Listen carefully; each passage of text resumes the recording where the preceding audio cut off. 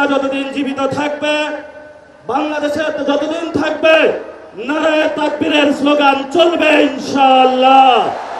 আল্লামা মামুনুল হককে তারা ভয় পায় বলেই পার্লামেন্টে ঢুকতে দেয় না। আল্লামা মামুনুল হক পার্লামেন্ট থেকে রাজপথে আরো শক্তিশালী হবে ইনশাআল্লাহ। আমরা এক আল্লাহ ছাড়া কাউকে ভয় পাই না। আমিও মাদ্রাসায় পড়াশোনা করছি।